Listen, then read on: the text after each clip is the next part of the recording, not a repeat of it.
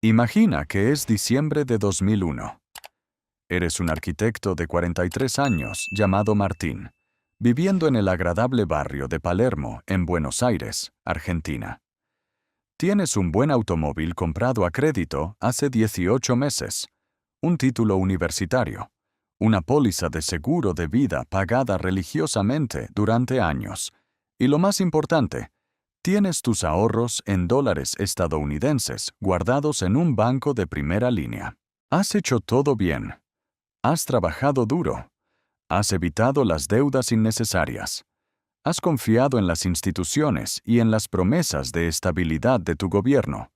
Tienes una vida estable. Pero la mañana del 1 de diciembre, despiertas para descubrir que el gobierno ha congelado todas las cuentas bancarias del país, una medida de emergencia que los burócratas llamaron el corralito. De un momento a otro, no puedes retirar tu propio dinero. Estás limitado a sacar apenas 250 pesos por semana. En cuestión de semanas, el peso se devalúa y tus ahorros denominados en dólares son convertidos a la fuerza a pesos, perdiendo casi el 70% de su valor adquisitivo antes de que puedas siquiera reaccionar. Te quedas de pie en tu apartamento, rodeado de todo lo que posees, y comprendes lentamente que la riqueza que creías tener ha desaparecido, atrapada detrás de un decreto firmado a medianoche mientras dormías. No tomaste una mala decisión de inversión. No fuiste imprudente. Simplemente asumiste que las reglas del juego permanecerían constantes. Hiciste todo lo que se suponía que debías hacer. Confiaste en el sistema y perdiste. Esto no fue mala suerte. No fue un error de cálculo ni una anomalía histórica. Fue matemática. Lo que le sucedió a Martín en Argentina es la manifestación clínica de un mecanismo que opera en silencio bajo la superficie de la economía moderna. Las personas asumen que el dinero en el banco es suyo, que el saldo en la pantalla de su teléfono representa una propiedad inalienable. Pero la realidad jurídica y estructural es muy diferente. Cuando depositas efectivo en una cuenta bancaria, estás celebrando un contrato en el que le prestas tu dinero a una corporación privada, convirtiéndote en un acreedor no garantizado. El dinero ya no te pertenece. Se convierte en parte del balance del banco, y a cambio recibes un pasivo, una promesa de pago. Durante tiempos de calma, esta ilusión de acceso se siente como propiedad, porque puedes deslizar tu tarjeta y el dinero aparece mágicamente. Pero el acceso no es propiedad. El acceso puede ser revocado. Y cuando las matemáticas de la deuda soberana y la insolvencia bancaria se vuelven insostenibles, las reglas cambian repentinamente. El sistema no falla por error. Falla por diseño. Está estructurado para proteger a las instituciones en tiempos de crisis, transfiriendo el costo del colapso hacia aquellos que no comprenden la arquitectura en la que operan. La digitalización forzada que estamos presenciando hoy, la eliminación gradual del efectivo físico, no es una mera conveniencia tecnológica, es la construcción de la trampa final. Cuando el efectivo desaparece, toda tu capacidad de transacción queda sujeta a un intermediario institucional. Por eso, entender y ejecutar ciertos movimientos estratégicos antes de que esta ventana se cierre es la diferencia entre ser un espectador de la extracción de tu propia riqueza y ser el arquitecto de tu supervivencia. El primer movimiento estratégico que debes hacer es comprender y mapear lo que los economistas forenses llaman el gráfico administrativo. Los gobiernos modernos no gobiernan a las personas directamente, gobiernan a través de sistemas. El sistema bancario, el sistema tributario, el registro de propiedades, los sistemas de empleo. Todos estos nodos crean un mapa de tu existencia financiera. Cada transacción digital, cada cuenta bancaria, cada inversión en una plataforma de corretaje, fluye a través de puntos que el Estado puede observar, regular y, en una crisis, controlar. Cuando un gobierno o un sistema bancario se vuelve insolvente, no necesita enviar soldados a golpear tu puerta para confiscar tu riqueza. El mecanismo principal de confiscación no es la fuerza física, es el acceso administrativo. Esto quedó brutalmente expuesto en Chipre en el año 2013, cuando los dos bancos más grandes se volvieron insolventes y bajo la dirección de la Unión Europea y el Fondo Monetario Internacional, se impuso un rescate interno, un mecanismo conocido como bail-in. Los depósitos por encima de 100.000 euros fueron convertidos por la fuerza en acciones bancarias sin valor, y algunos depositantes perdieron casi la mitad de sus saldos no asegurados de la noche a la mañana, sin previo aviso. Esto no fue un robo en el sentido legal, fue una reestructuración administrativa. El dinero nunca se movió físicamente, simplemente cambiaron las reglas sobre quién era el dueño. Una vez que ves el patrón, no puedes dejar de verlo.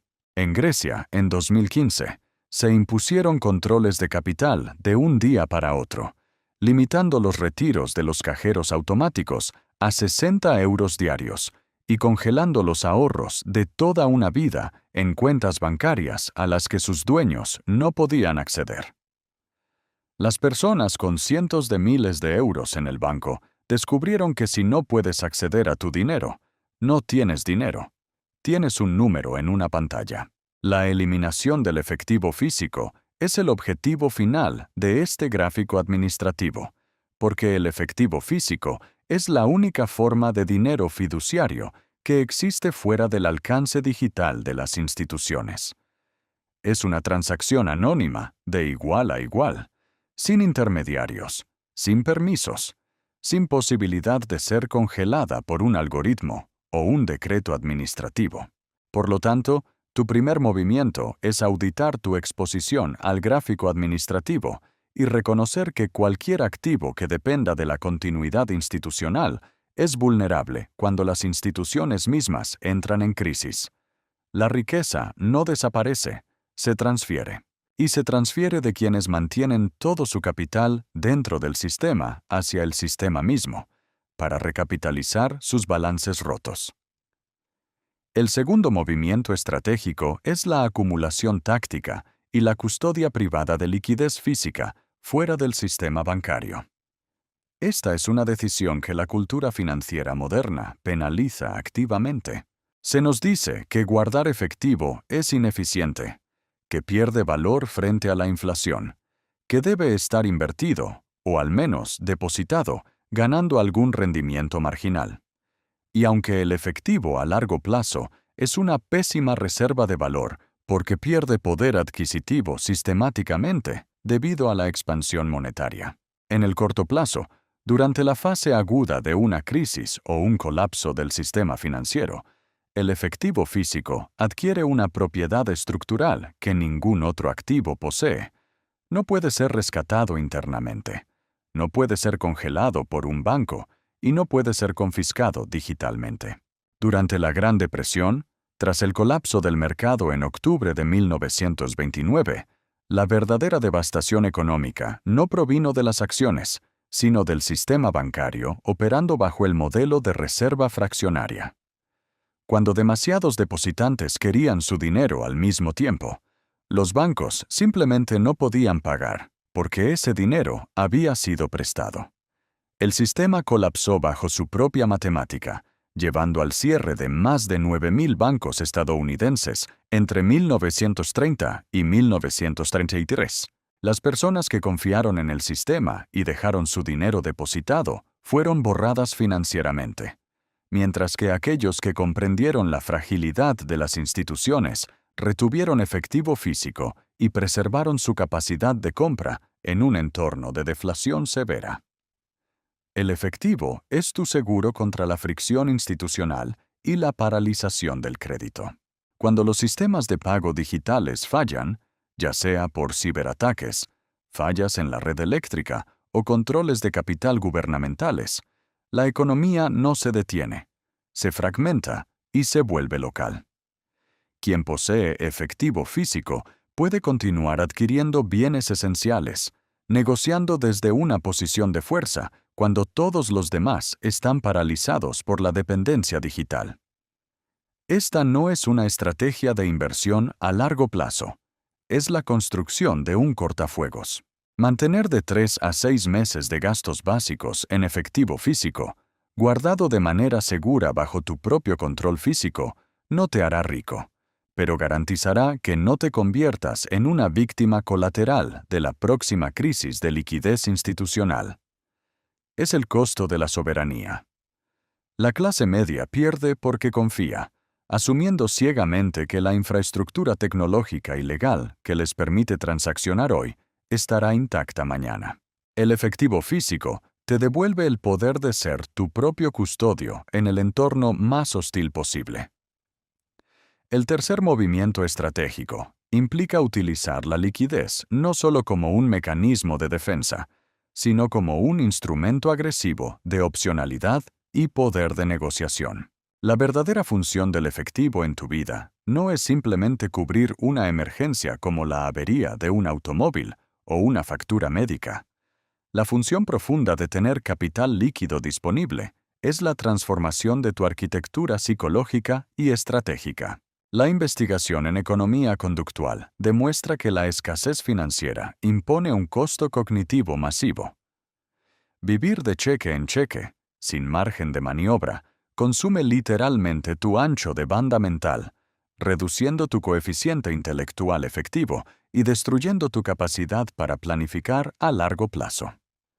Cuando estás atrapado en este modo de supervivencia, tomas decisiones basadas en el miedo. Te quedas en empleos tóxicos porque no puedes permitirte un mes sin sueldo. Aceptas salarios por debajo del mercado porque no puedes negociar. Y pagas lo que los economistas llaman la prima de pobreza, gastando más en crédito, en vivienda y en seguros simplemente porque careces de liquidez.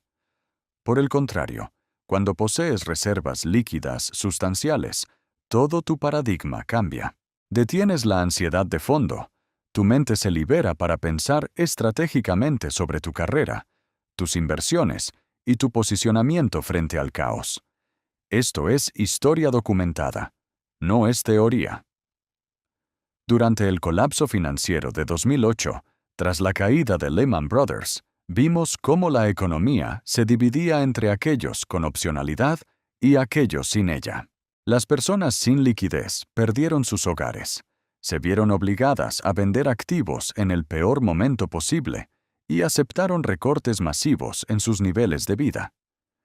Pero aquellos que tenían efectivo posicionado estratégicamente antes de la caída, no solo sobrevivieron, sino que actuaron cuando otros estaban paralizados, comprando bienes raíces, acciones y activos productivos a descuentos históricos.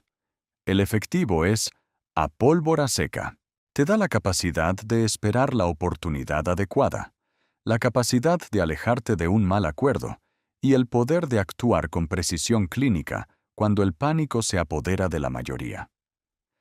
En un mundo que empuja constantemente hacia la hiperfinanciarización y la deuda, mantener liquidez real te convierte en un depredador de oportunidades en lugar de ser la presa del ciclo de crédito. El cuarto movimiento es la diversificación jurisdiccional. Este es el movimiento que los ultrarricos han comprendido durante siglos y que la clase media casi nunca considera hasta que es demasiado tarde. El poder administrativo de cualquier gobierno, sin importar cuán despótico o quebrado esté, termina exactamente en sus fronteras. Esto es un principio fundamental de la soberanía. Volvamos a Argentina en 2001. Dos personas con el mismo nivel de riqueza y la misma profesión experimentaron realidades completamente opuestas. El ciudadano que tenía sus $100,000 en un banco en Buenos Aires fue víctima del corralito y de la pesificación asimétrica, viendo cómo sus ahorros eran confiscados administrativamente por un gobierno desesperado. Sin embargo, el ciudadano que, previendo la insostenibilidad de la paridad cambiaria, había movido sus $100,000 a una cuenta bancaria en Montevideo, a un corto viaje en ferry al otro lado del Río de la Plata, no perdió absolutamente nada. Ese dinero estaba bajo la ley uruguaya, fuera del alcance de los controles de capital argentinos y protegido de la conversión forzosa. La misma persona, el mismo esfuerzo laboral, la misma cantidad de dinero, pero una estructura diferente dictó el resultado. La diversificación jurisdiccional significa que no confías toda tu identidad financiera, tus ahorros, tus inversiones y tu flujo de caja a una sola estructura política y un solo banco central. Antes de la crisis de la deuda griega, las familias griegas que entendían este patrón movieron silenciosamente miles de millones de euros a bancos en Alemania, el Reino Unido y Suiza. Cuando los controles de capital congelaron el país en 2015, su riqueza patrimonial estaba a salvo en el extranjero, intacta, mientras sus vecinos que confiaron en el sistema local perdieron el acceso a sus medios de vida. Del mismo modo, en el Líbano, a partir de 2019, el sistema bancario colapsó y los depositantes con cuentas en dólares descubrieron que sus fondos serían devueltos en moneda local fuertemente devaluada, un recorte devastador en su poder adquisitivo real. Quienes tenían su capital en Dubái, París o Singapur escaparon al desastre. Este no es un acto de evasión fiscal, que es un delito, sino un ejercicio legal y reportable de protección contra el riesgo sistémico de una jurisdicción en declive. A medida que las monedas digitales de los bancos centrales, conocidas como CBDCs, se implementen en el futuro cercano, las barreras para mover el capital fuera del sistema local se volverán casi impenetrables, diseñadas precisamente para evitar las fugas de capitales durante las crisis. Establecer cuentas bancarias extranjeras, adquirir pasaportes secundarios o mantener activos en jurisdicciones con fuertes tradiciones de Estado de Derecho y derechos de propiedad no es paranoia, es física económica. Si no diversificas tu jurisdicción, asumes el riesgo total de cada decisión irresponsable que tome tu gobierno. Finalmente, el quinto movimiento estratégico es la transición metódica hacia activos tangibles, conocimientos funcionales y capital social, preparándote para el punto en el que el dinero fiduciario mismo pierde toda utilidad. Porque si bien el efectivo es tu escudo a corto plazo, la historia demuestra que en crisis inflacionarias prolongadas, el efectivo de papel se desintegra. La matemática no miente. Cuando los gobiernos alcanzan niveles de deuda que no pueden pagar mediante impuestos o crecimiento, y no pueden recortar el gasto por miedo al colapso político, siempre eligen el camino de la menor resistencia, la inflación, diluyendo el valor del dinero para pagar la deuda nominal con moneda envilecida. En la República de Weimar, entre 1921 y 1923, la inflación fue tan extrema que los bonos del gobierno y las pensiones que garantizaban la seguridad de la clase media se redujeron a polvo. En ese entorno, un maestro de escuela que confió en los bonos gubernamentales lo perdió todo, mientras que una viuda que poseía unas pocas monedas de oro y el edificio de apartamentos donde vivía conservó su riqueza e incluso la multiplicó en términos relativos, porque la tierra productiva, los metales monetarios y las propiedades tangibles sin deuda son activos que existen fuera de la unidad de medida que está colapsando. La riqueza fluye de los que tienen promesas financieras hacia los que poseen cosas reales. Sin embargo, hay algo aún más profundo y resistente a la confiscación que el oro o los bienes raíces: tu propio capital humano y tus redes comunitarias. Durante los colapsos económicos más atroces, desde el colapso soviético en 1991 hasta la hiperinflación zimbabuense y el colapso moderno de Venezuela, la supervivencia no fue garantizada por los saldos bancarios. Fue garantizada por las habilidades prácticas, la capacidad de producir, reparar o curar independientemente de la infraestructura corporativa, y por la fortaleza de las relaciones personales.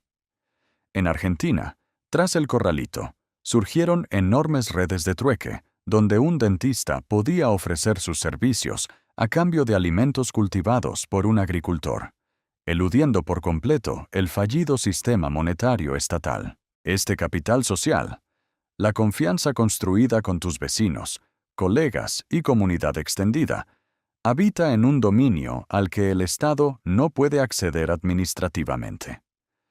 No se puede congelar una relación, no se puede imponer un control de capital a la reciprocidad y no se puede gravar retroactivamente un favor debido. La verdadera soberanía frente al fin del efectivo y la digitalización total no proviene de esconderse del mundo, sino de incrustarse tan profundamente en la realidad física y en las relaciones humanas que ninguna crisis de software bancario pueda borrar tu existencia económica. El sistema que habitamos en las naciones desarrolladas y en desarrollo por igual, un sistema de deuda global que supera todos los precedentes históricos, junto con la inevitable adopción de sistemas de control monetario digital, está sentando las bases para una compresión sin precedentes de las libertades financieras. Estamos viendo las mismas señales de advertencia previas al colapso de Japón en 1991 o al colapso inmobiliario de 2008. Crecimiento del crédito que supera ampliamente la producción real, desvinculación de los precios de los activos y una concentración masiva de la riqueza, mientras la clase media se hunde en la deuda para mantener su nivel de vida. Las herramientas de incautación administrativa, como los marcos de rescate interno y las regulaciones de control de capital, ya están redactadas, probadas y listas para su uso a escala. Y tú estás en el camino de este mecanismo si tu única defensa es creer que a ti no te tocará o que tu país es diferente. Los ciudadanos de Weimar, los habitantes de Buenos Aires, los depositantes de Chipre, todos creían que su entorno era seguro hasta la mañana en que dejó de serlo. La transición que enfrentamos hacia el dinero programable no es una conveniencia, es una valla que se cierra. Actuar ahora, diversificando tu liquidez, dominando la opcionalidad del efectivo, posicionando activos en otras jurisdicciones y asegurando bienes tangibles junto con tu red de confianza, no es paranoia. Es un acto de racionalidad forense en respuesta a un sistema que ha demostrado repetidamente que, en tiempos de tensión, consumirá el capital más accesible para sobrevivir. Este video es un análisis histórico y educativo. No es asesoramiento financiero ni de inversión. Consulte a profesionales antes de tomar decisiones sobre su patrimonio. El patrón ya está en marcha. La única pregunta es de qué lado de la transferencia estarás cuando la liquidez digital se detenga. Suscríbete al canal si quieres seguir analizando las autopsias del sistema antes de que se repitan. Y deja en los comentarios desde qué ciudad estás observando estos cambios estructurales. La información es tu primera línea de defensa. El posicionamiento es la última. Para comprender verdaderamente la magnitud de la trampa que se está construyendo a nuestro alrededor, debemos diseccionar la arquitectura de la digitalización forzada y observar lo que ocurre cuando a una población se le arrebata su última línea de defensa. La narrativa oficial que escuchas todos los días nos dice que el fin del efectivo físico es una evolución natural hacia la conveniencia, la seguridad y la eficiencia tecnológica. Te venden la idea de que tocar billetes es un anacronismo propio del siglo pasado, que un ecosistema financiero completamente digitalizado eliminará la fricción de tus transacciones diarias, combatirá el crimen organizado y hará que el flujo del comercio global sea impecable. Pero la infraestructura financiera global no se diseña en torno a tu conveniencia. Se diseña en torno al control, la extracción y la preservación de las instituciones que emiten la moneda. El sistema no falla por error, falla por diseño. Cuando un gobierno o un banco central impulsa agresivamente la eliminación del efectivo, no lo hace para facilitarte la vida al pagar tu café matutino. Lo hace porque el sistema global está saturado de una deuda soberana y corporativa que matemáticamente no puede ser pagada en términos reales. Y la única forma de gestionar una implosión de deuda de esta escala sin desencadenar un colapso político es asegurar que el capital de los ciudadanos no pueda escapar del perímetro del sistema bancario. Visualiza la mecánica de una crisis de deuda soberana. A lo largo de la historia, cuando las obligaciones de un Estado superan su capacidad de recaudación fiscal, el gobierno tiene opciones extremadamente limitadas. No puede declarar un incumplimiento explícito sin destruir su acceso a los mercados de crédito, y no puede recortar el gasto social drásticamente sin arriesgar disturbios masivos o perder las próximas elecciones. La única ruta viable, la que siempre eligen porque es políticamente invisible a corto plazo, es la represión financiera y la devaluación silenciosa de la moneda mediante la inflación. Imprimen el dinero necesario para cumplir nominalmente con sus promesas, asegurándose de que esos billetes compren cada vez menos. Esto no es teoría, es historia documentada. Ocurrió en la República de Weimar en la década de 1920. Ocurrió repetidamente en América Latina durante la década de los 80, y está ocurriendo ahora mismo a nivel global. Sin embargo, para que esta extracción de riqueza funcione, para que la represión financiera logre licuar la deuda del Estado a expensas de los ahorros de los ciudadanos, el Estado necesita un entorno cautivo. Si los ciudadanos pueden retirar su dinero del banco y guardarlo en efectivo físico, en metales preciosos o en monedas extranjeras, escapan al impuesto silencioso de las tasas de interés negativas. El efectivo físico es la escotilla de escape. Es la única forma de dinero de curso legal que no requiere que dependas de una contraparte institucional para funcionar. Y en un sistema sobreapalancado que se prepara para un reajuste brutal, cerrar las escotillas de escape no es una opción para los arquitectos financieros. Es una necesidad de supervivencia institucional. Imagina que es septiembre del año 2008. Eres un ingeniero eléctrico de 53 años viviendo en Pensilvania. Has trabajado en la misma empresa de fabricación durante 19 años. Tienes una casa comprada hace más de una década con una hipoteca convencional y has contribuido diligentemente a tu fondo de jubilación en cada periodo de pago desde 1994. No especulaste. No compraste casas para revender. No invertiste en instrumentos financieros complejos que no entendías. Hiciste exactamente lo que la cultura financiera te dijo que hicieras. Pero el 15 de septiembre, Lehman Brothers se declara en quiebra en la mayor bancarrota de la historia de los Estados Unidos. En menos de mes y medio, tu fondo de jubilación pierde el 38% de su valor. En medio año, tu empresa anuncia despidos masivos y tú eres uno de los afectados.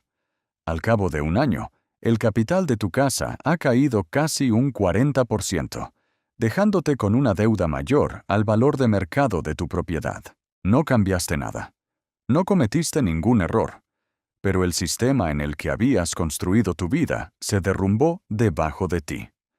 En ese escenario, que devastó a millones de familias, la diferencia entre las personas que se hundieron en la ruina irreversible y aquellas que lograron pivotar no fue la inteligencia ni el talento. Fue la liquidez. Fue la capacidad de mantener opciones abiertas. Las familias que carecían de reservas líquidas fuera del mercado de valores y del sistema de crédito tuvieron que aceptar cualquier trabajo, vender sus activos en el peor momento posible y negociar desde una posición de terror absoluto. Aquellos que mantenían efectivo y liquidez estructural pudieron esperar. Pudieron renegociar sus deudas desde una posición de fuerza o, en muchos casos, adquirir activos a precios de descuento histórico cuando todos los demás estaban obligados a liquidar. La riqueza no desaparece durante un colapso. Simplemente cambia de manos, moviéndose de aquellos que carecen de opciones hacia aquellos que tienen el capital líquido para actuar. La digitalización forzada y la eventual implementación de las monedas digitales de los bancos centrales buscan erradicar precisamente esa opcionalidad. Cuando el dinero deja de ser un activo físico al portador y se convierte exclusivamente en una entrada en un libro mayor digital administrado por el Banco Central o por megabancos comerciales altamente regulados, el dinero cambia de naturaleza. Se convierte en dinero programable. Esto significa que la autoridad emisora no solo puede rastrear cada transacción en tiempo real, sino que puede dictar las condiciones bajo las cuales se permite que ese dinero se gaste. Pueden programar fechas de caducidad para estimular el consumo rápido si la economía se desacelera. Pueden aplicar tasas de interés profundamente negativas de manera automática, drenando tu saldo mes a mes para obligarte a gastar o a buscar activos de mayor riesgo, recapitalizando así a los mercados bursátiles. Pueden restringir tus compras basándose en tu puntuación de crédito social, en tu cuota de emisiones de carbono o en restricciones de movimiento geográfico. Al eliminar el efectivo, se elimina la fricción. Pero debes entender que en el contexto de la tiranía administrativa, la fricción es sinónimo de libertad. La ineficiencia del efectivo, el hecho de que no puede ser rastreado fácilmente, el hecho de que puede ser almacenado bajo un colchón fuera del gráfico de vigilancia estatal, es exactamente lo que lo convierte en un contrapeso estructural contra el poder institucional desmedido. Una vez que ves el patrón, no puedes dejar de verlo. La clase media pierde sistemáticamente porque confía en que las herramientas de conveniencia que se les ofrecen hoy no serán utilizadas como armas de coerción mañana. Para posicionarse estratégicamente frente a esta transición, uno debe observar la fría lógica de los colapsos históricos. Considera Japón entre los años 1985 y 1991. La expansión del crédito por parte del Banco de Japón inundó el sistema, inflando los precios de las propiedades hasta el punto en que los terrenos del Palacio Imperial en Tokio supuestamente valían más que todos los bienes raíces de California juntos. Cuando el Banco Central finalmente elevó las tasas, la burbuja estalló, desencadenando décadas de estancamiento deflacionario. Los precios de los bienes raíces en las principales ciudades cayeron entre un 60 y un 80%. Los trabajadores japoneses que habían comprado en la cima quedaron atrapados en hipotecas generacionales, viviendo en activos bajo el agua. La economía perdió su dinamismo, pero la estructura no perdonó las deudas. En ese entorno, el efectivo era el rey indiscutible. Quienes mantenían liquidez y no estaban apalancados financieramente, no solo conservaron su patrimonio, sino que su poder adquisitivo aumentó a medida que los precios de los activos colapsaban a su alrededor. El efectivo les otorgó el poder de la paciencia. Este es el poder que el sistema actual desea erradicar. Quieren un consumidor perpetuamente invertido, perpetuamente endeudado y perpetuamente expuesto a las fluctuaciones del sistema financiero formal. Porque un consumidor sin reservas líquidas independientes es un consumidor obediente. La investigación sobre la psicología de la escasez, realizada por universidades de élite como Princeton, demuestra que la falta de liquidez consume el ancho de banda cognitivo, reduciendo efectivamente la capacidad intelectual para tomar decisiones a largo plazo y forzando a los individuos a un estado perpetuo de visión de túnel y reactividad. El sistema prospera cuando la población opera bajo este estrés cognitivo, aceptando peores términos de empleo, peores condiciones de crédito y pagando la constante prima de la pobreza simplemente porque no pueden darse el lujo de esperar. El efectivo no es solo dinero, es una reserva de ancho de banda cognitivo.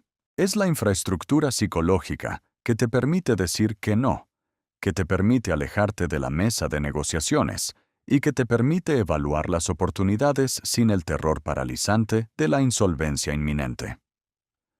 El movimiento hacia activos que los gobiernos no pueden confiscar administrativamente debe entenderse como la respuesta lógica a esta red que se cierra. Piensa en Hungría en julio de 1946. Imagina que eres un profesor de matemáticas en Budapest que ha enseñado durante 23 años, ahorrando en bonos del Estado porque las instituciones y tu sindicato te aseguraron que era la opción responsable. Y un día vas a comprar harina, y el comerciante te dice que el precio cambia tan rápido que no puede terminar de escribirlo en la pizarra, pidiéndote algo que no sea moneda de papel. En ese momento, la inflación húngara vio cómo los precios se duplicaban cada 15 horas. Todo tu conocimiento matemático no te preparó para la aniquilación de tu riqueza almacenada en la unidad de medida del Estado. A 3 calles de distancia, una viuda sin educación universitaria ni comprensión de los mercados de bonos sobrevive porque posee su apartamento sin deudas y heredó unas cuantas monedas de oro. Cuando el colapso termina y se introduce una nueva moneda, esta mujer, que no tomó ninguna decisión financiera sofisticada, descubre que puede comprar el edificio entero donde tú vivías usando solo una fracción de su oro. El profesor perdió todo. La viuda multiplicó su posición. Ambos vivieron bajo el mismo gobierno y respiraron el mismo aire. La diferencia fue únicamente el vehículo en el que residía su capital, en el momento exacto en que la arquitectura monetaria implosionó. La matemática no miente.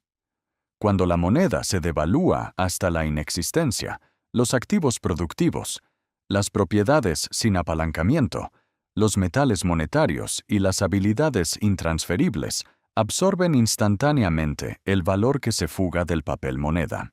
El oro no generaba rendimiento para la viuda húngara, ni le pagaba dividendos.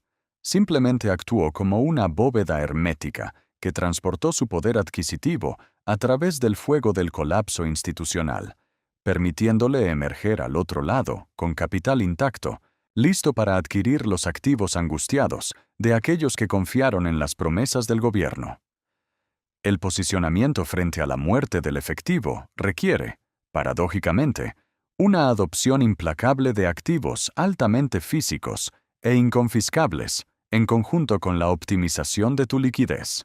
Si bien en las fases iniciales de una crisis económica, el efectivo físico te aísla de las fallas de los sistemas de pago y de las congelaciones bancarias, a medida que la crisis avanza hacia la devaluación monetaria o la hiperinflación, debes haber realizado ya la rotación de capital hacia repositorios que conserven su valor intrínseco.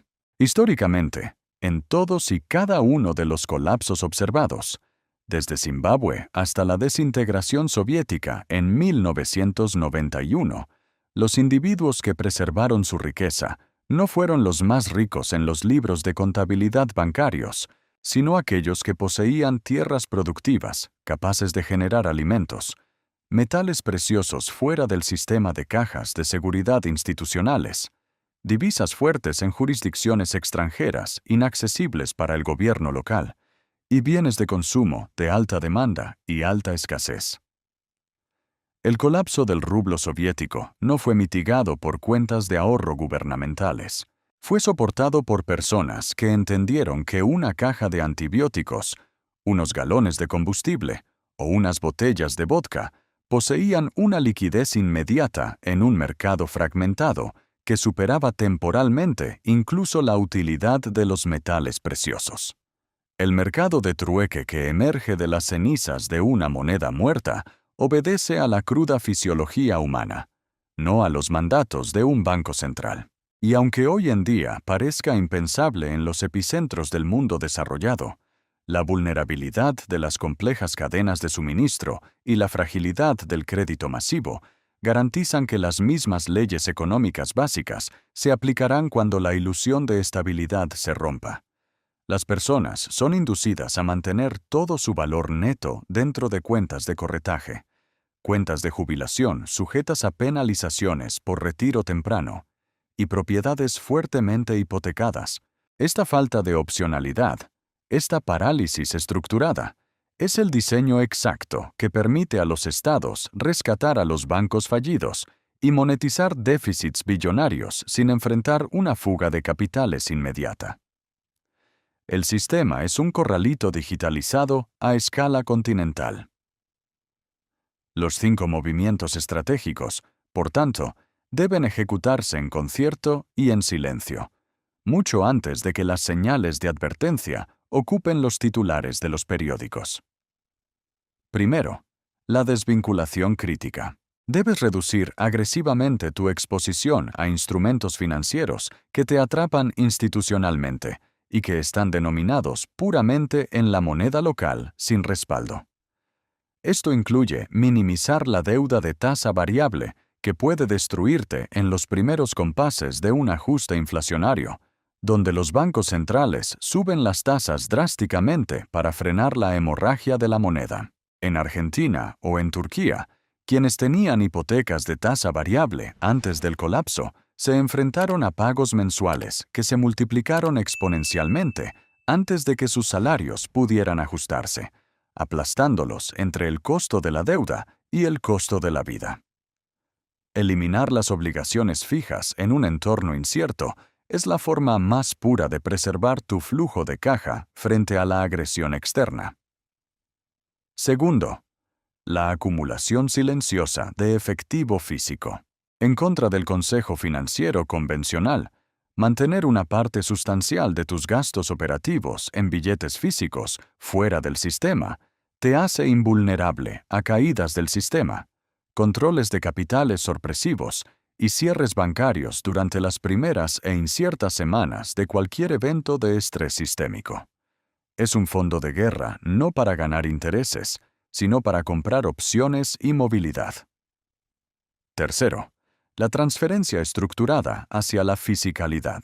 La tierra que produce bienes inelásticos, como los alimentos, siempre experimentará una revalorización inmediata y brutal frente a una moneda fiduciaria en decadencia. Del mismo modo, el oro y la plata en custodia privada no institucional proporcionan un medio de almacenamiento de valor comprobado durante 5.000 años, actuando como un faro de estabilidad cuando la fe en las abstracciones digitales del Estado se desvanece. Cuarto, el arbitraje jurisdiccional. Aprovechar el límite del alcance legal de tu propio gobierno, estableciendo cuentas y custodias en naciones con un fuerte Estado de Derecho y poca correlación política con tu país de origen. Un decreto en tu país no tiene jurisdicción en Suiza, Singapur o Nueva Zelanda. Tu riqueza debe tener pasaportes que le permitan cruzar fronteras incluso cuando tú no puedas. Quinto, la inversión inquebrantable en capital humano profundo y redes comunitarias de confianza mutua, en Yugoslavia, en el Líbano, en la crisis argentina. Quienes prosperaron no fueron los lobos solitarios acaparando recursos en el aislamiento, sino aquellos integrados en densas redes sociales locales que operaban economías circulares basadas en el trueque de habilidades y bienes críticos, sorteando por completo el mercado formal devastado. Un mecánico, un médico, un ingeniero que puede ofrecer una solución tangible a un problema fisiológico inmediato jamás quedará sin valor de intercambio, independientemente de lo que dictamine la autoridad monetaria. Estos movimientos exigen que rechaces conscientemente la hiperoptimización que exige la cultura moderna. Exigen que parezcas irracional ante los ojos de aquellos que están profunda y ciegamente invertidos en la continuidad del status quo. Tus amigos y colegas que maximizan el apalancamiento en los mercados de valores de alto riesgo y confían ciegamente en la liquidez infinita de las aplicaciones de pago te llamarán paranoico, asumiendo que el crecimiento perpetuo y la estabilidad crediticia son derechos inalienables de nacimiento. Soportarás el costo social de la cautela mientras ellos celebran los rendimientos de papel durante la fase final de expansión del crédito. Pero en el momento exacto en que la matemática alcance a la política y el exceso de emisión monetaria choque violentamente con la realidad de la escasez productiva, la fase de acumulación terminará. Y en ese instante, en el que la pantalla de la aplicación de tu vecino muestre un saldo congelado o una tasa de interés confiscatoria impuesta por un sistema diseñado para expoliarlo, tu posicionamiento estratégico se revelará no como un exceso de precaución, sino como la única forma viable de preservar tu libertad, tu agencia y tu legado familiar.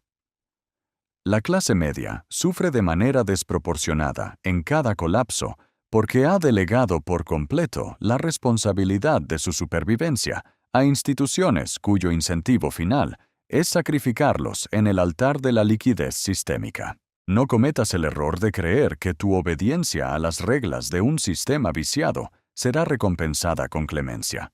La clemencia en el mundo financiero es un mito. Solo existe el apalancamiento. Este video es un análisis histórico y educativo. No es asesoramiento financiero ni de inversión. Consulte a profesionales antes de reestructurar su patrimonio o tomar decisiones estratégicas en su vida financiera. El flujo de los acontecimientos macroeconómicos y las advertencias estructurales de los mercados están convergiendo hacia un horizonte ineludible.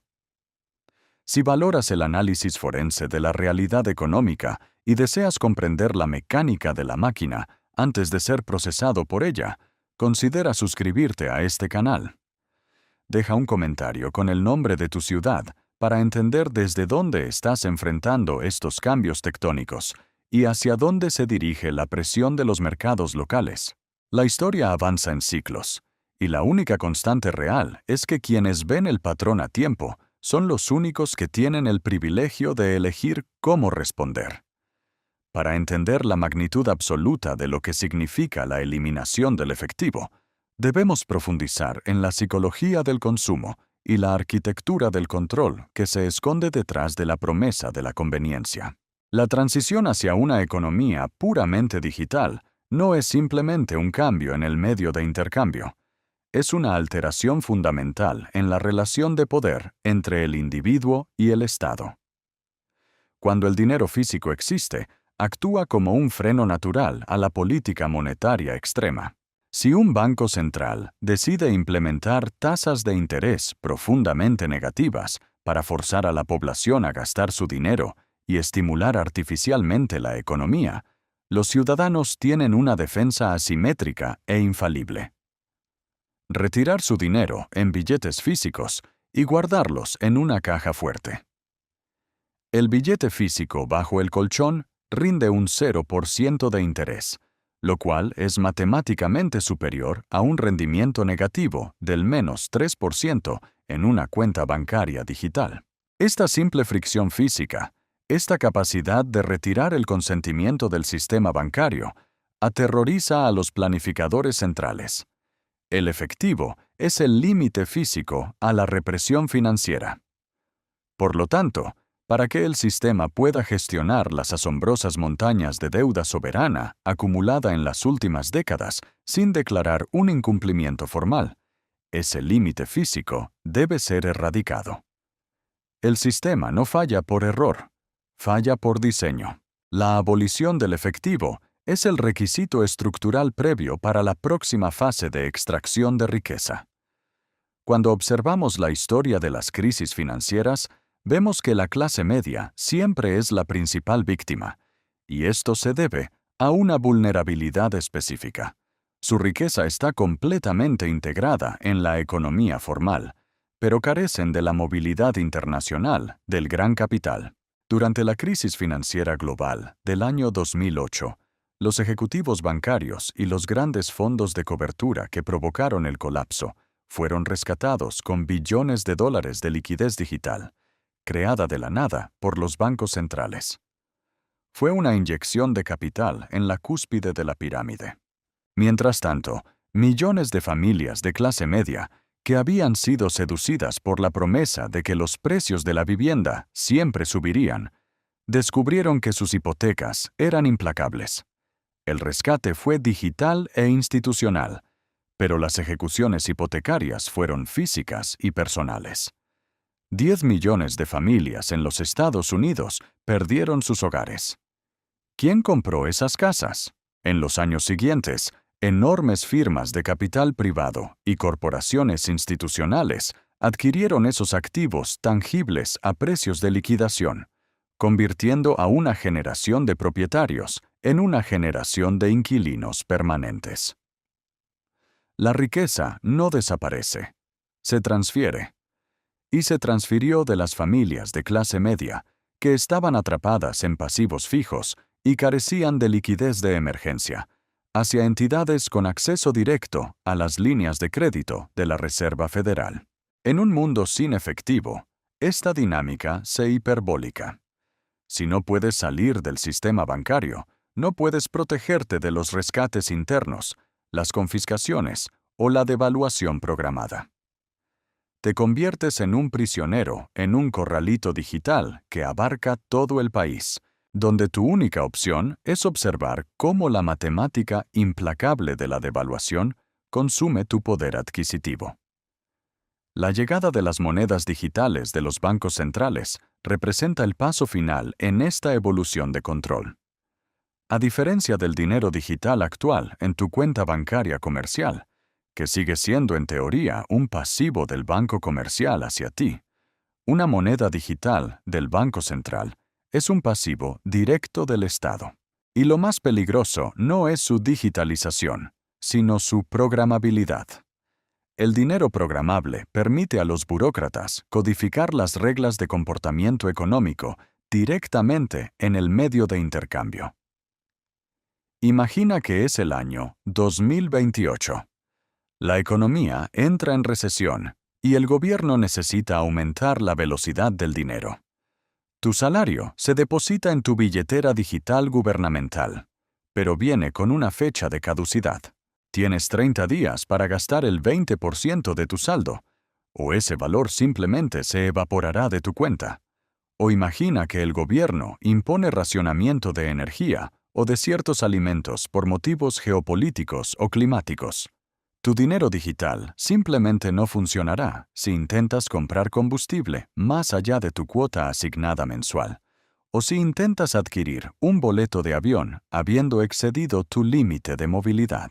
Esto no es teoría, es historia documentada en su etapa de planificación.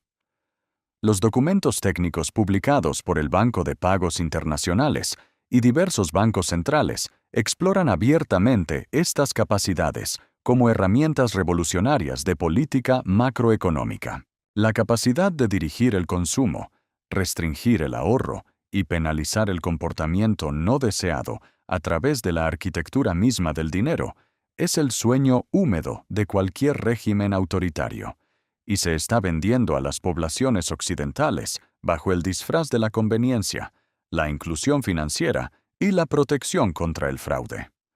Una vez que ves el patrón, no puedes dejar de verlo.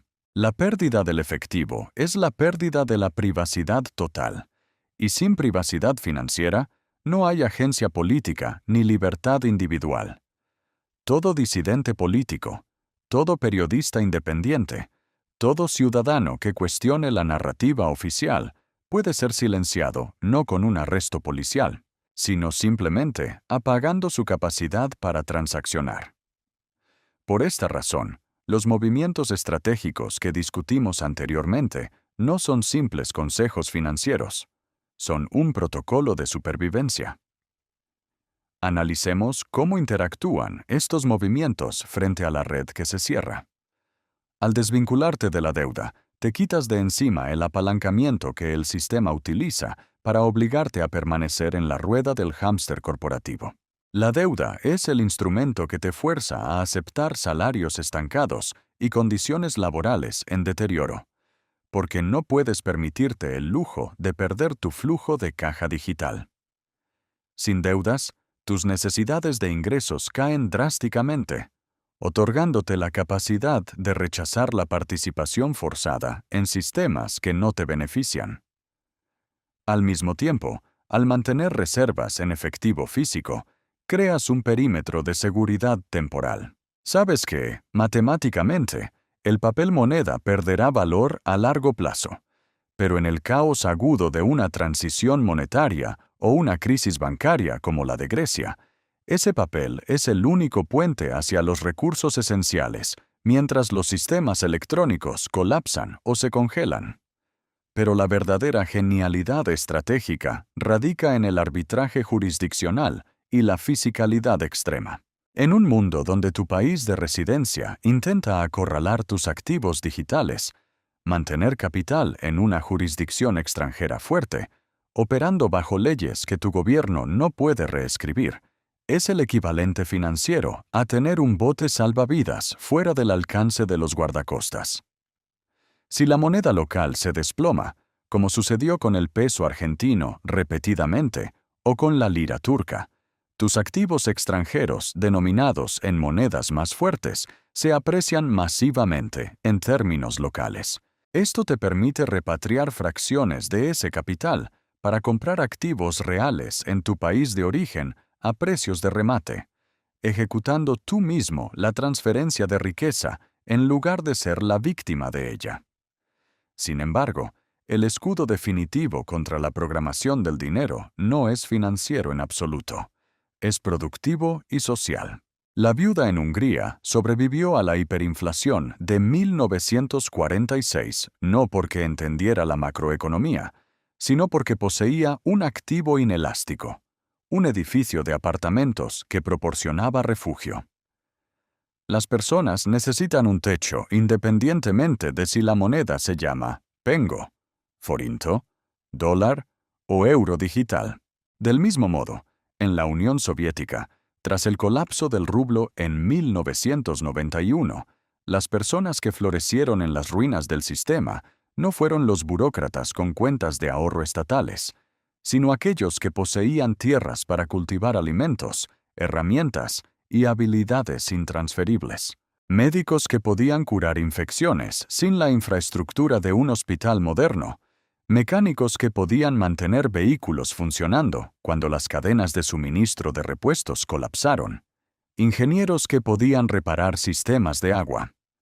Esta es la matemática de la realidad física imponiéndose sobre la ilusión digital. La matemática no miente.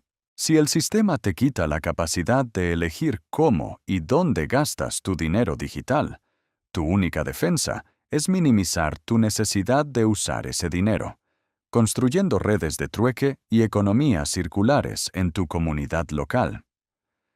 Construir relaciones profundas de confianza con personas que poseen habilidades complementarias a las tuyas es el activo fuera de balance más valioso que puedes acumular. Cuando el sistema formal de contratos y pagos digitales se desvanece o se vuelve demasiado opresivo para participar en él, el único comercio que queda es el basado en el honor, la reciprocidad y la confianza interpersonal directa. Las sociedades que sobreviven intactas a los colapsos económicos prolongados son aquellas que logran sustituir rápidamente la infraestructura institucional fallida por infraestructura social local.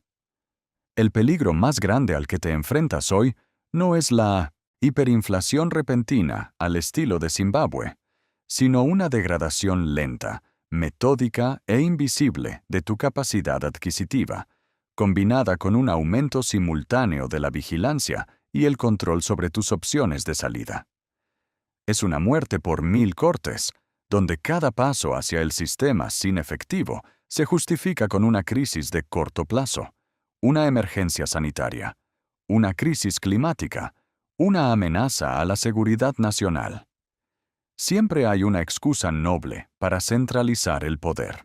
Y en cada iteración, la clase media es invitada a entregar un poco más de su autonomía a cambio de un poco más de seguridad, hasta que un día despiertan y descubren que no tienen ninguna de las dos. La historia nos ha demostrado sin piedad que los gobiernos insolventes, empujados contra la pared de sus propios pasivos matemáticamente imposibles de cumplir, siempre traicionarán a su clase media antes de traicionar a sus acreedores soberanos o al sistema bancario que los financia. Es una ley de la física institucional. Tu responsabilidad no es cambiar el sistema. porque el sistema está funcionando exactamente como fue diseñado para funcionar, para extraer el exceso de valor productivo de la base y concentrarlo en la cima. Tu responsabilidad es estudiar los planos de la máquina, comprender dónde están las salidas de emergencia y posicionar tu capital, tus habilidades y a tu familia fuera de la trayectoria del colapso antes de que el corralito digital sea sellado para siempre. Los movimientos estratégicos que hemos analizado, la evasión de la deuda, la custodia de liquidez física, la diversificación de jurisdicciones, la acumulación de activos reales y el fomento del capital social humano, no son garantías absolutas, porque en tiempos de transición histórica no existen las garantías, pero son las únicas estrategias documentadas que han permitido sistemáticamente a individuos racionales preservar su patrimonio y su libertad frente al fracaso catastrófico de los sistemas monetarios estatales a lo largo del último siglo. El fin del efectivo no es simplemente una actualización tecnológica en tu teléfono móvil. Es la reestructuración final del contrato social, una en la que tú pasas de ser un participante libre en un mercado abierto a ser una entidad gestionada dentro de un libro mayor cerrado. No puedes detener la marea del desarrollo tecnológico o la política monetaria global, pero puedes construir un barco que no se hunda cuando llegue la tormenta. Prepárate no con pánico, sino con la fría claridad del análisis forense. Este video es un análisis histórico y educativo. No es asesoramiento financiero ni de inversión. Consulte a profesionales. Si este nivel de disección sistémica te aporta claridad frente a la incertidumbre, suscríbete al canal para seguir explorando los mecanismos ocultos de la economía mundial y la historia financiera. Deja en los comentarios el nombre de tu ciudad para que podamos seguir mapeando cómo estas fuerzas estructurales están impactando las economías locales alrededor del mundo. Para comprender verdaderamente la amenaza que representa la eliminación del efectivo, debemos analizar con extrema frialdad la psicología de la adopción masiva y el condicionamiento de la clase media. La transición hacia un mundo sin dinero físico no se impone mediante la fuerza militar ni mediante decretos dictatoriales evidentes. Se induce mediante la conveniencia. Observa tu propio comportamiento y el de la sociedad que te rodea. Durante la última década, la población ha entregado voluntariamente su privacidad financiera a cambio de puntos de recompensa, envíos gratuitos al día siguiente y la capacidad de pagar un café acercando un teléfono o un reloj inteligente a un terminal. Esta adopción voluntaria es el lubricante del gráfico administrativo. El sistema te recompensa constantemente por aumentar tu dependencia de él. Te ofrece tasas de interés marginalmente mejores si domicilias tu nómina. Te da acceso a crédito instantáneo si permites que sus algoritmos escaneen tu historial de consumo, y te penaliza con tarifas de mantenimiento y miradas de sospecha si intentas realizar transacciones grandes en billetes físicos. La clase media pierde porque confía, y confía porque el sistema está meticulosamente diseñado para que la desconfianza sea financieramente agotadora y socialmente inconveniente. Pero la conveniencia en tiempos de estabilidad es la soga que te asfixia en tiempos de crisis. Cuando la crisis sistémica finalmente llega, las mismas herramientas digitales que hacían tu vida más fácil y rápida se convierten instantáneamente en las cadenas invisibles que te impiden reaccionar y proteger a tu familia. Piensa con detenimiento en la infraestructura tecnológica y legal que se requiere para implementar y sostener una moneda digital de Banco Central. No estamos hablando simplemente de una base de datos más rápida o de una aplicación bancaria con una interfaz moderna. Estamos hablando de un ecosistema de vigilancia perfecta y ejecución algorítmica automática. En un sistema monetario que incluye efectivo físico, si el Banco Central quiere estimular la economía porque se avecina una recesión, tiene que bajar las tasas de interés y esperar que los bancos comerciales presten más dinero. y luego esperar que tú, el consumidor o el empresario, decidas pedir prestado y gastar. Es un mecanismo indirecto, torpe, lento y que a menudo falla cuando el miedo se apodera del mercado.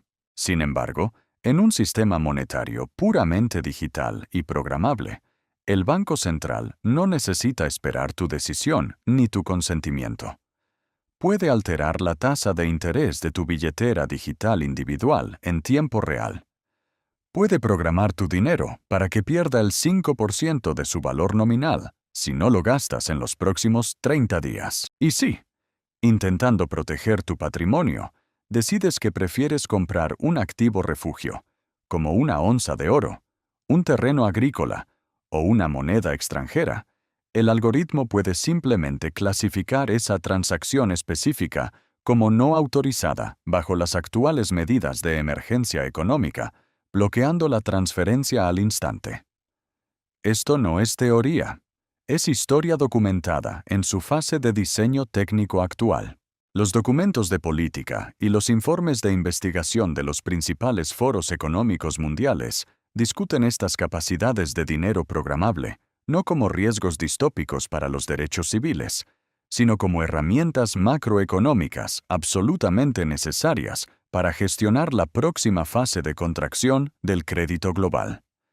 La digitalización forzada no busca hacer que el dinero sea más eficiente, busca que tú seas infinitamente más gobernable. Una vez que ves el patrón, no puedes dejar de verlo. La historia de los colapsos económicos nos demuestra con una claridad aterradora que el Estado siempre, sin excepción, buscará cerrar las vías de escape antes de aplicar el recorte final a la riqueza de sus ciudadanos. Debemos regresar a Argentina en el año 2001. Antes de que el infame corralito congelara los depósitos bancarios de toda la nación, hubo meses de señales de advertencia estructurales que los analistas forenses podían leer con claridad. Las reservas del Banco Central se estaban agotando rápidamente. Las tasas de interés de los bonos soberanos se dispararon a niveles insostenibles y la prima de riesgo del país alcanzó niveles absurdos. Los ciudadanos que prestaron atención a estas señales, aquellos que comprendieron que la matemática no miente y que una paridad cambiaria artificial y sostenida con deuda eventualmente se romperá bajo la presión del mercado, sacaron su dinero del sistema bancario cuando todavía era técnica y legalmente posible hacerlo. Pero al hacerlo, sufrieron un inmenso costo social.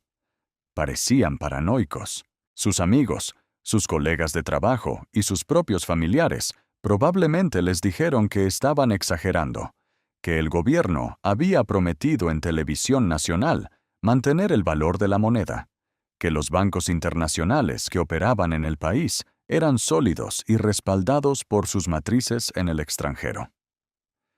El costo de prepararse para un colapso económico es siempre el aislamiento social y la incomprensión a corto plazo. Tienes que estar dispuesto a verte como un completo tonto frente a tus pares mientras el sistema sigue funcionando aparentemente bien, para poder ser el único en tu vecindario que tenga opciones estratégicas cuando la maquinaria deje de funcionar. El sistema no falla por error, falla por diseño. Está estructurado sociológicamente para castigar a los que se retiran prematuramente, privándolos de los rendimientos del mercado alcista y de las comodidades del crédito barato, para luego aniquilar sin piedad a los que se quedan atrapados en el sistema hasta el colapso final. Los 5 movimientos estratégicos que hemos delineado a lo largo de este análisis requieren que aceptes un rendimiento financiero menor en tiempos de paz a cambio de una tasa de supervivencia absoluta en tiempos de guerra económica. No puedes optimizar para la riqueza máxima y para la resiliencia máxima al mismo tiempo. Zeiss, debes elegir tu prioridad. La resistencia a la digitalización forzada y al fin del efectivo no se trata de rechazar la tecnología por una aversión ludita. Se trata de rechazar la centralización asimétrica del poder que esa tecnología habilita. Cuando ejecutas la acumulación metódica de efectivo físico, cuando diversificas tu jurisdicción bancaria y de pasaportes, cuando te desvinculas radicalmente de la deuda de consumo y cuando transformas tus excedentes de capital fiduciario en activos productivos reales y en redes humanas de alta confianza, no estás simplemente invirtiendo. Estás construyendo una arquitectura paralela de supervivencia. Estás declarando, mediante acciones financieras concretas, que tu capacidad para sostener a tu familia, alimentar a tus hijos y mantener tu dignidad no dependerá de la solvencia de un tesoro nacional sobreendeudado, ni de la estabilidad ininterrumpida de una red eléctrica o un servidor bancario central.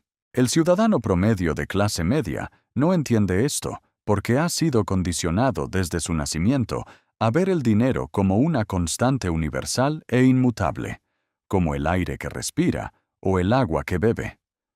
No comprenden que el dinero fiduciario es un producto político, una abstracción legal sujeta a las inflexibles leyes de la física institucional. Cuando una institución entra en una crisis de insolvencia terminal, consumirá todo el capital que esté a su alcance legal y administrativo para prolongar su propia existencia, un día más, un mes más. Es un imperativo biológico de los sistemas burocráticos. Y el capital más fácil, rápido y barato de consumir, es el capital que está atrapado dentro del corralito digital, etiquetado con tu número de identificación, rastreado en tiempo real y sujeto a unos términos y condiciones de servicio que pueden ser alterados unilateralmente por el Estado a las 2 de la mañana de un domingo.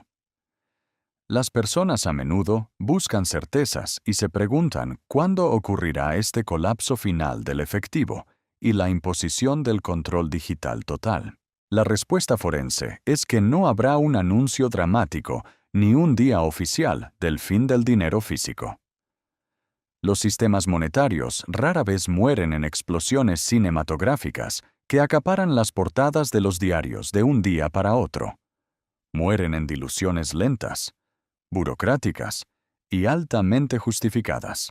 Se te dirá, a través de campañas de relaciones públicas gubernamentales, que el billete de alta denominación está siendo retirado de circulación exclusivamente para combatir el financiamiento del terrorismo, el crimen organizado y la evasión fiscal de los ultrarricos. Luego, bajo el pretexto de la seguridad pública, se introducirán límites estrictos a la cantidad de transacciones en efectivo que puedes realizar legalmente para comprar un vehículo o pagar un alquiler.